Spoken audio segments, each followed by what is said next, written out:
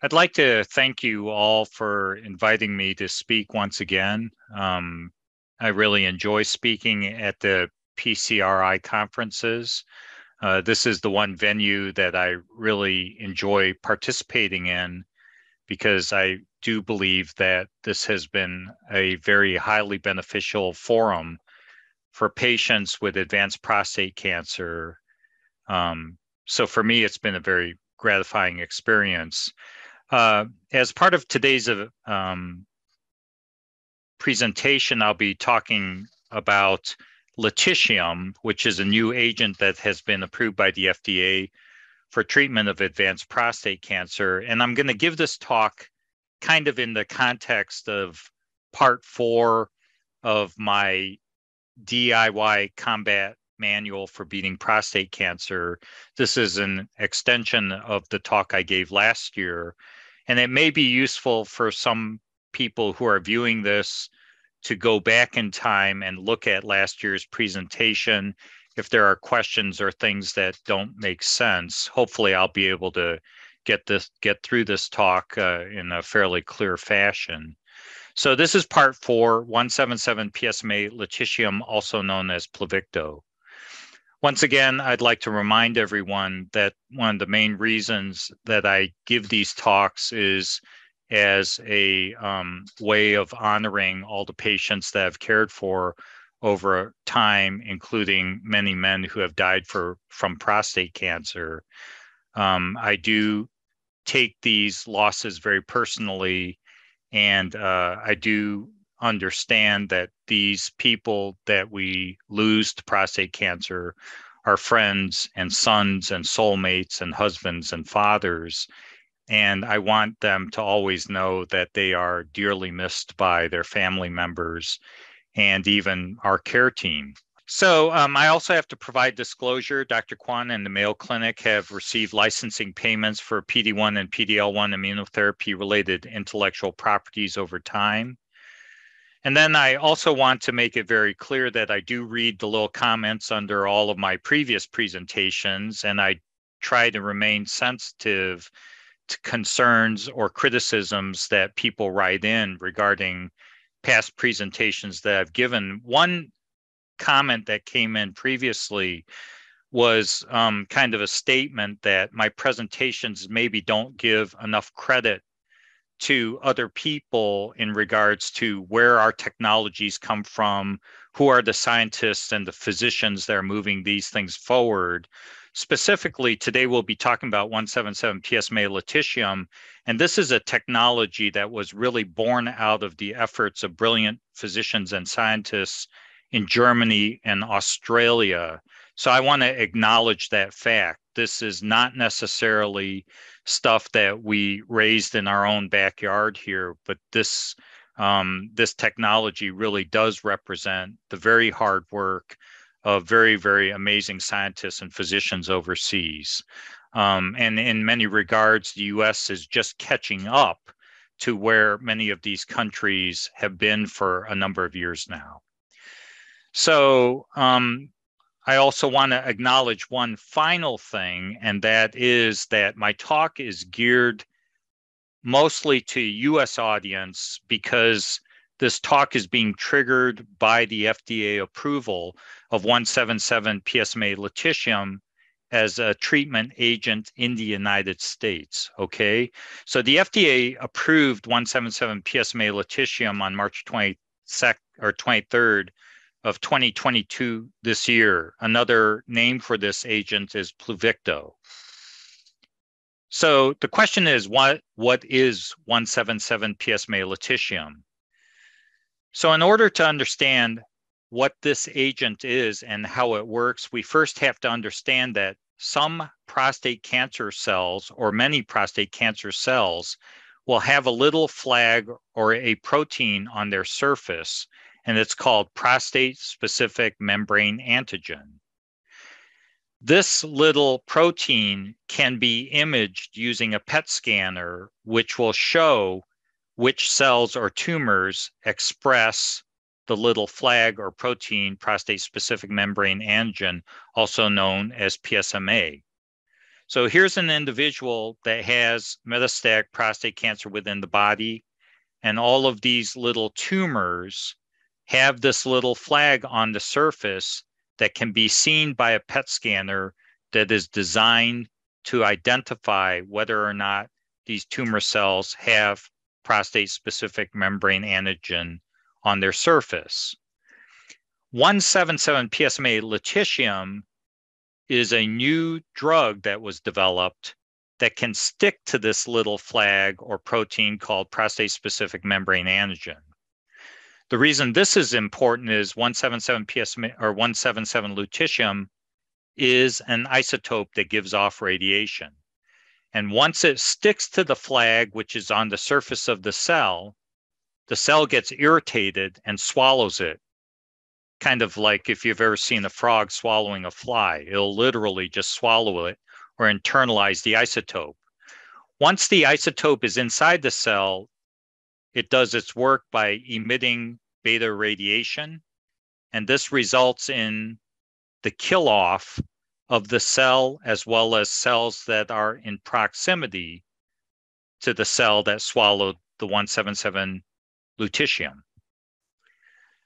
So just by watching that little cartoon, I think you can start to visualize why this is a very attractive therapy, because it's a form of therapy that is very specific for prostate cancer, and it's very effective, and it actually kills cells. It doesn't suppress them. So understandably, there's great interest in receiving 177 PSMA lutetium if you are a patient with advanced prostate cancer. So the next question is, in the United States, who is eligible for treatment with 177 PSMA lutetium? So in order to get 177 PSMA lutetium in the United States, you have to meet 4 criteria. You have to have metastatic hormone refractory prostate cancer. You have to have metastases that express PSMA on the surface, prostate-specific membrane antigen. You have to have been treated with an androgen receptor pathway inhibitor, and you have to be treated or have been treated with taxane-based chemotherapy. So let's take these criteria point by point. Number 1, hormone refractory metastatic prostate cancer. What is that? So as I talked about last year, there are 2 types of prostate cancer when it comes to hormone responses, hormone therapy responses. The first type of prostate cancer is hormone-sensitive prostate cancer.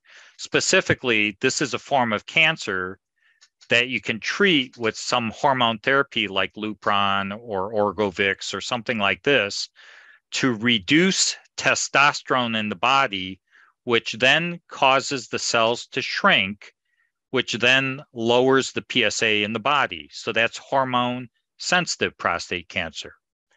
In contrast, hormone-resistant prostate cancer or castrate-resistant prostate cancer is a form of cancer that when you treat it with hormone therapy, such as Lupron, Eligard, Orgovix, whatever, once you treat with hormone therapy, testosterone goes down, but the tumor keeps growing because it's no longer dependent on the presence of testosterone.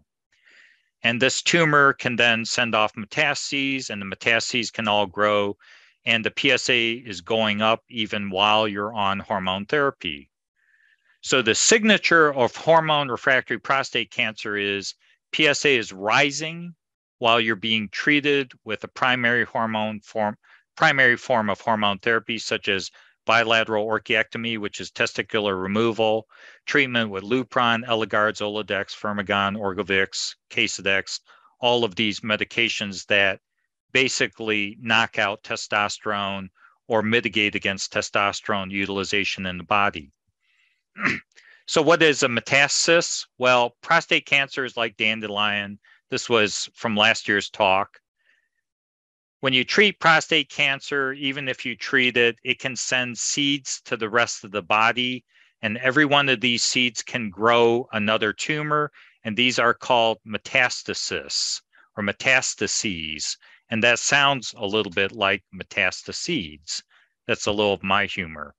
So at any rate, all of these sites of new cancer growth are called metastases, and every one of these sites can manufacture PSA and make the PSA go up in the body. And every one of these sites is prostate cancer, okay? So this is what, or these are what metastases are in the context of prostate cancer. So in summary, in order to meet the criterion of hormone refractory metastatic prostate cancer, you have to have metastases that are hormone refractory. In other words, they don't respond to hormone therapy. So that's number one.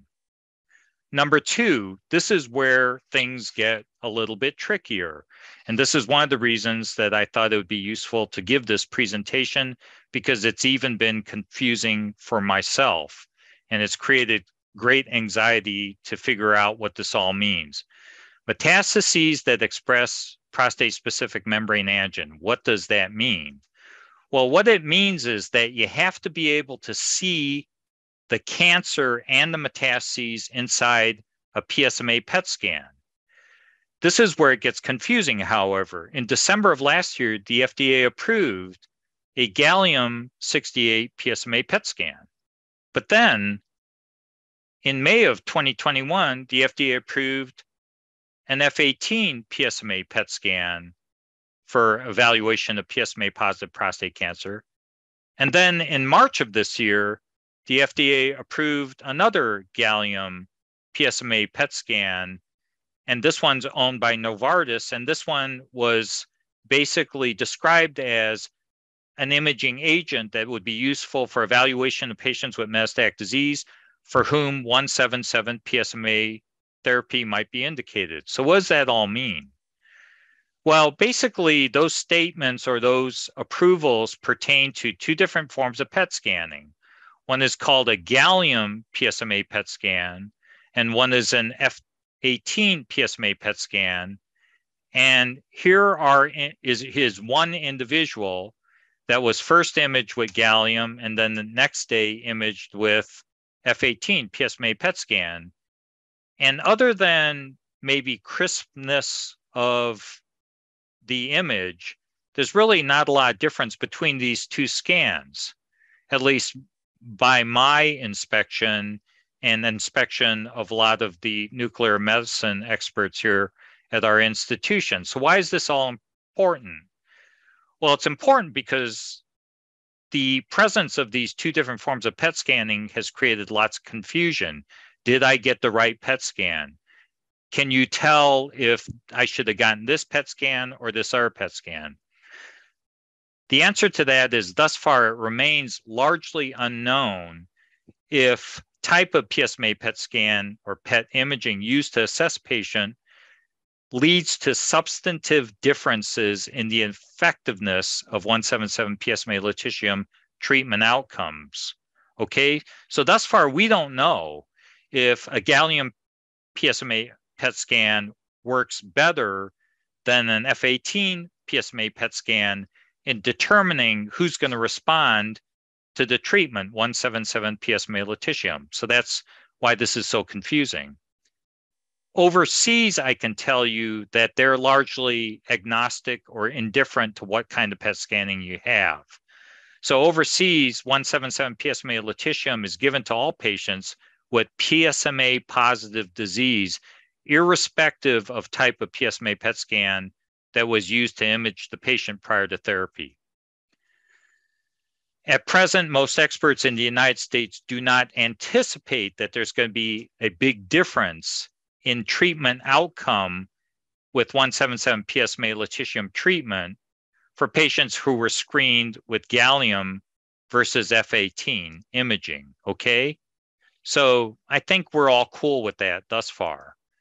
However, and this is where the confusion comes from, different insurance providers may specify or specifically require either a gallium or an F18 PSMA PET scan for assessment of patients with advanced prostate cancer before authorizing 177 PSMA lutetium treatment.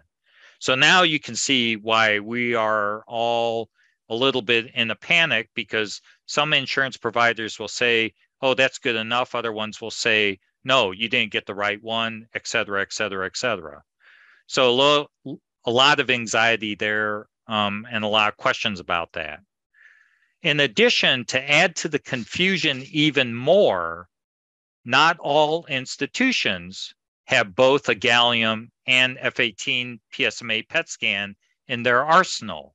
So some institutions can only provide one, other institutions can only provide the other. And then when you start doing this thing with, did you get the right scan for the right insurance provider, so forth and so on, things get very complicated and patients get very anxious.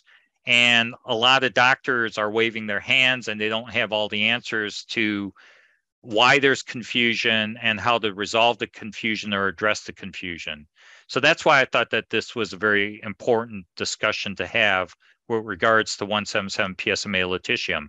In short, getting any form of PSMA PET scan prior to potential treatment with 177 PSMA lutetium will not likely impact the therapeutic effectiveness of this treatment, but it could lead to major delays in treatment and or possible failure of insurance providers to authorize or pay for therapy. So that's why this is very important. And of course, after going through all of this, the phrase that goes through my mind comes out of Wizard of Oz: lions and tigers and bears, oh my. Okay, very, very frightening. It even gets more complicated, because even if you have PSMA on the surface of your tumor, and even though it is present, you may not be eligible for treatment.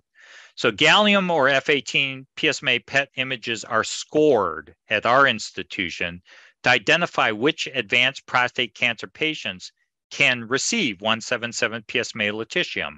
And scoring of a PSMA PET image is basically an assessment of the brightness or intensity of the lesions on the scan. So scores typically range from a brightness intensity value of 0, which means no intensity, that'd just be a black spot you can't see, up to 3 or 4, which is high intensity. I actually asked our nuclear medicine specialist what's the difference between 3 or 4, and it was a little bit complicated to understand for me, but it did remind me of volume 11 on an amplifier in the movie Spinal Tap. I'm really curious how many people are going to understand that reference. At any rate, very bright is 3 to 4, very dark is 0 or 1. At our institution, currently scores of 2, 3, or 4 qualify a patient for treatment. Scoring of these spots, however, is somewhat subjective and has not been perfected. And then on top of it, we still don't know how to treat patients with mixed PSMA expressions. So this guy has some 3, but he also has some 1. So should he be treated? Should he not be treated? Will it work? Won't it work? We don't know. It's also unknown if a low score might increase over time or after various forms of therapy. So if you had a scan in February of this year and you had a score of 1, what if you repeat the scan? Could you have a score of 3 and then qualify? We don't have all the answers. My hunch is that some patients that have low scores initially may have sufficient scores to qualify for treatment later on, so you shouldn't give up.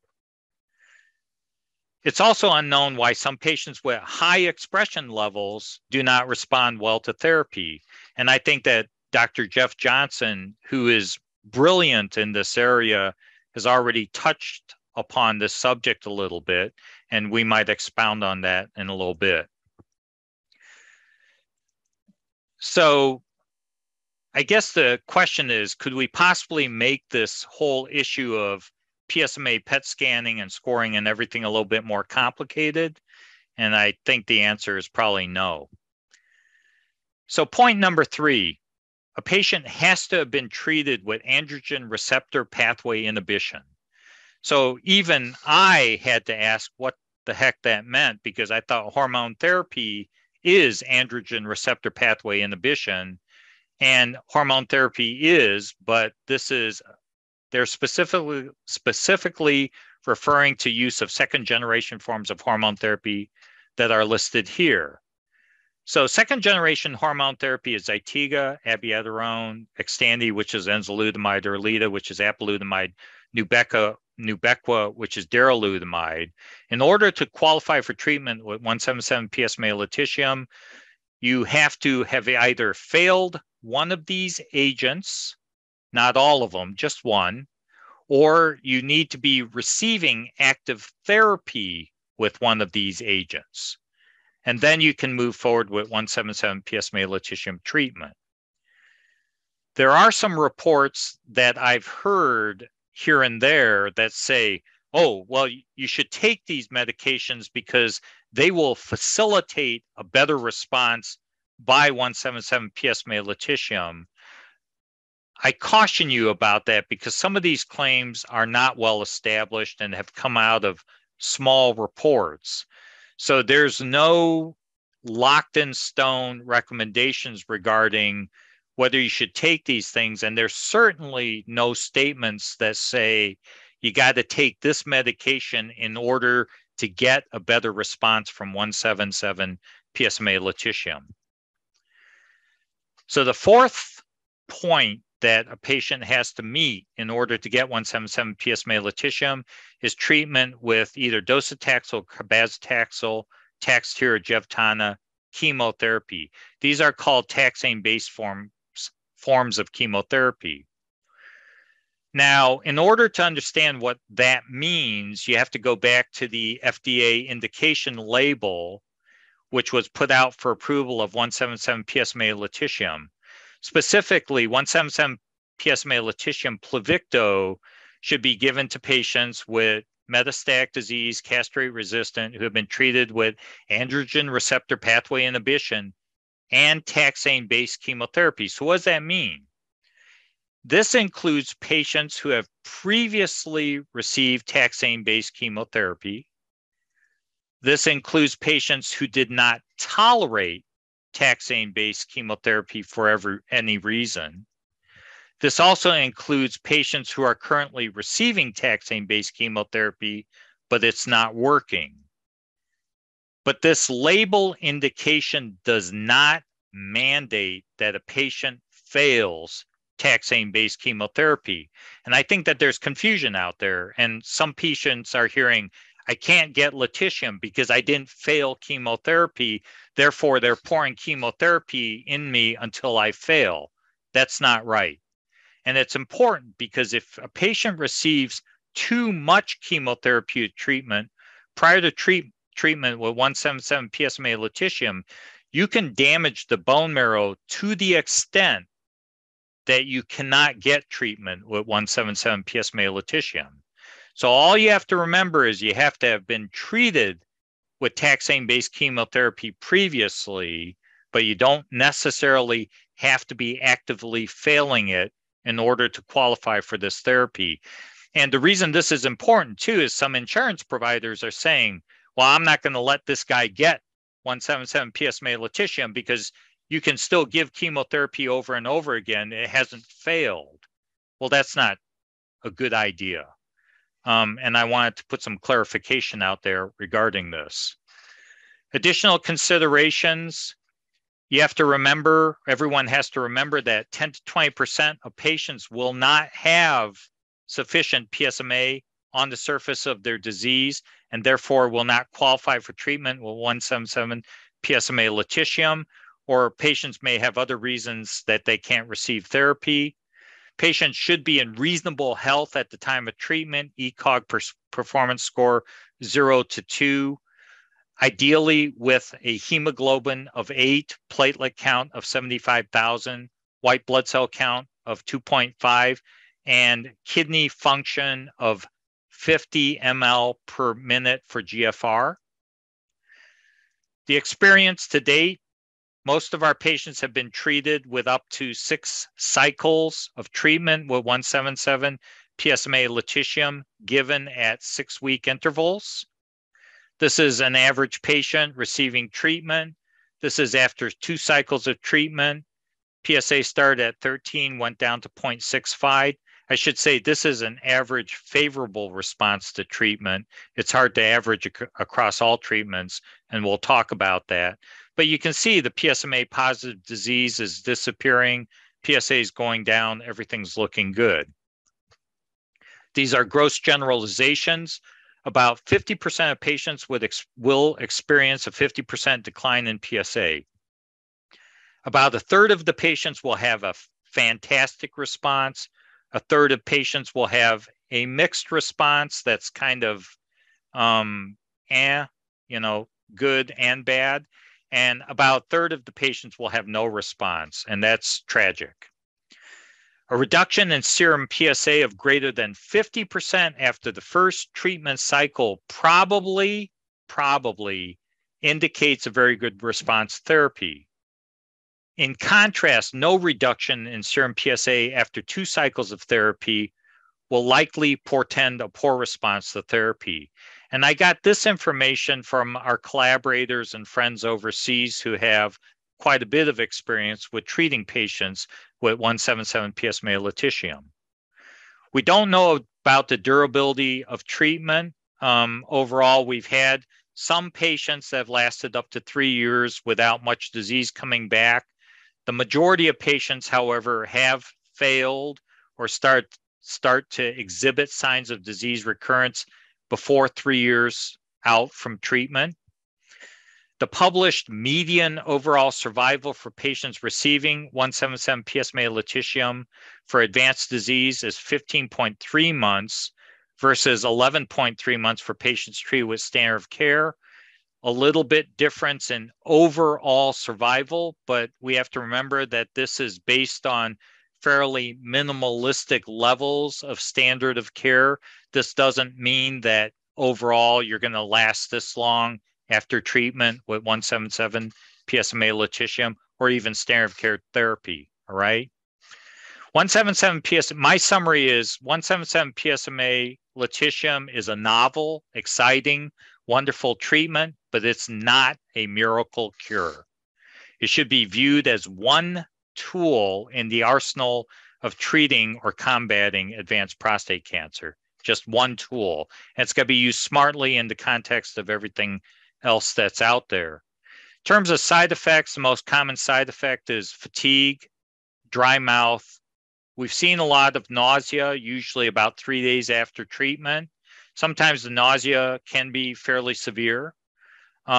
There's some anemia, some decreased appetite, constipation, about 20% of patients. The most common laboratory abnormality in 30% of patients, decreased lymphocyte counts, decreased hemoglobin, decreased white blood cells, decreased platelets, and some decrease in calcium and sodium. Also, the FDA warns that you could have long-term damage from radiation exposure from a drug like this that could lead to bone marrow dysfunction and kidney failure. Late radiation side effects are unknown for this agent because there has not been sufficient follow-up. Guidance for patients in general when they come to get treated by us, this is the guidance we provide. For 3 days after therapy, you should drink lots of water, wash everything through your system. Preferably don't be drinking 8 glasses of beer or something to wash it out of your system. Non-alcoholic beverages are preferable. For the first day after therapy, use separate bathroom facilities whenever possible. Men should sit down on the toilet to avoid splashing urine, which could have radioactivity in it all over the place. Clean up spilled urine by yourself. Flush the toilet twice if possible. For 3 days after therapy, any soiled waste that gets contaminated with your body fluid should be kept separate and safely away for 70 days so that the levels of radiation can return to normal baseline levels in a safe place of storage. You got to keep the garbage and everything away from pets and children because they can become contaminated with radiation. Do not be closer than an arm's length from children of 10 years or less for an extended period of time on the first day after therapy. For 2 days after therapy, sleep in a separate bed from your partner, especially if they are pregnant. Otherwise, it's safe to share a bed with another person. If they are not pregnant or less than 10 years of age, you may return to work after treatment, unless you don't want to return to work, of course. For 6 months after therapy, you should not father a child. You may travel home by car or plane immediately after therapy. You may stay in a hotel the night of treatment. Patients who have received radioactive medication should be warned that they can set off radiation sensitivity detectors at airports, border crossings, and other security checkpoints. And this has definitely happened to quite a few of our patients. And it is amazing from what distance you can be detected with a security detector at a place like an airport. And it can be quite unpleasant to have security guards coming after you if you are setting off their radiation alarms. Other questions regarding lutetium treatment, and I'm sure Dr. Moyad and I will talk about some of these, so I'll speed through this. Lutetium retreatment after 6 cycles is possible. You can get this treatment after treatment with radium-223. You can access this treatment overseas. They have great experience overseas, and they have different restrictions regarding treatment. Concurrent use of drugs. The one drug that we take patients off of while receiving treatment tends to be olaparib or Lynparza. The PARP inhibitors are thought to be radiosensitizers, and if you stay on them, they could mix with the lutetium to cause adverse side effects against the bone marrow and cause other problems. So we tend to hold olaparib for 3 days prior and 3 days after treatment with 177 PSMA lutetium. Other therapies, we stop immunotherapy 2 weeks before treatment. We hold chemotherapy for 1 month before treatment with 177 PSMA lutetium. The question of you can use radiation in combination with 177 PSMA lutetium. Sometimes we'll shoot hot spots that are not responding, but you have to do it cautiously, and you have to use a radiation oncologist that's very experienced with this kind of situation. Predictors of response, we don't have good predictors of response, but we're working on that.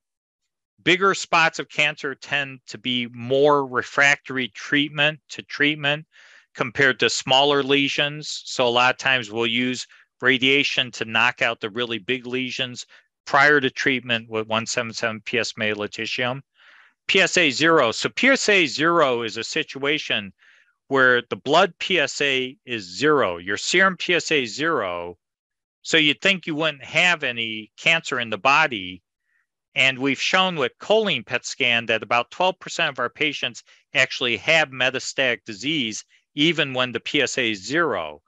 Well, we've accidentally also found that you can have a PSA of 0 and still have a heck of a lot of PSMA positive metastatic disease in the body, even though the serum PSA is saying there's no cancer there. So this is something that we're going to have to think about as we move forward. If a patient doesn't respond well to lutetium, we also use other forms of imaging to see why that is. Some patients will have a mixture of PSMA positive disease and PSMA negative disease in the body, which explains why only part of the disease is going away, whereas the other parts of the disease are progressing. And that's where we use these other forms of PET imaging. Clinical trials, there's clinical trial for everything right now. Every combination of lutetium with every combination of drug, some of them are good clinical trials, some of them are kind of not very thoughtful, and some I don't think are going to really answer very useful questions. But there's a lot of clinical trials on 177 PSMA lutetium. Future isotopes, there's a really hot future isotope, and that's not a pun. It's called actinium-225. It's much more powerful than lutetium, but it's also got a kick to it. It's got side effects. And it can be effective for patients that have not responded to lutetium. Here's an example of one of our patients. He got 4 cycles of lutetium. He wasn't responding. His PSA was actually going up. We pivoted. We asked for actinium overseas. Patient was treated with actinium 2 cycles as PSA went from 172 down to 13.3. We think it's because the actinium has deeper penetrance in the tumor, more powerful effects from against the tumor, and we are excited at the possibility that actinium will one day soon be approved for the management of advanced prostate cancer, to go up against or with lutetium for the treatment of patients. Finally, the last thing I want to say is this has been a very anxious process, not only for patients. I mean, I know that patients suffered a lot through the process of the rollout of the lutetium, and I think there's a lot of confusion, and I think there's a lot of anxiety, and there's a lot of things we still don't know. I myself have felt that this has been a very anxious period in my career. I obviously don't have all the answers to everything, obviously. The one thing I do want to point out, though, is it is new and it's exciting. This new technology represents a sea change in which it's no longer just urology, and it's no longer medical oncology that's driving the care of advanced prostate cancer. Several years ago, I was asked to give a talk at the Society of Abdominal Imaging, and I said my prediction was that one day soon, we're going to see radiologists in nuclear medicine taking care of advanced prostate cancer, and they may become the experts in the management of prostate cancer. And I think we're starting to begin to see a sea change in which nuclear medicine and the experts and the great scientists and the great physicians are stepping into this field, and they're starting to drive the care of advanced prostate cancer patients. And I think it's a good thing. But it's going to take a while for us to sort out all the pros and cons and to step in all the potholes with regards to all of this stuff. Once again, I'd like to thank all of my collaborators, especially we have just a mind-boggling, outstanding group of nuclear medicine people at Mayo. They were the ones that figured out the technologies. They're the ones that implemented all the SOPs, the protocols. They anticipated the insurance concerns, and they were the ones that really got this therapy moving, and I applaud them. They are brilliant, wonderful people, and they did a phenomenal job in getting this technology opened up and running at our institution. And I've learned a lot from them. I also absolutely want to thank all of my overseas collaborators and friends, Dr. Kezban in Turkey, Clemens Kratokville, Dr. Haberkorn in Germany. Kratokville and Haberkorn are probably the inventors of 177 PSMA lutetium, and they should get the lion's share of the credit. Also, Dr. Lenzo in Australia, they're developing really hot new technologies along this line. They all deserve an incredible amount of applause and praise from everyone. And then I'd like to thank, all the rest of my collaborators here at Mayo Clinic. And I also want to thank my team. This is my team. I've never shown my team. My team is the singular reason that we're able to see 6,000 patients annually within my clinic. And I would have to say that the vast majority of our patients are very happy with their care. And it isn't because of me, it's because of my team. They're brilliant, caring healthcare providers, and I'm very proud of them because they're very smart people and they do a great job. Of course, my team looks different in 2022 than it did in 2021, so I'll have to update the photo. Anyway, thank you very much.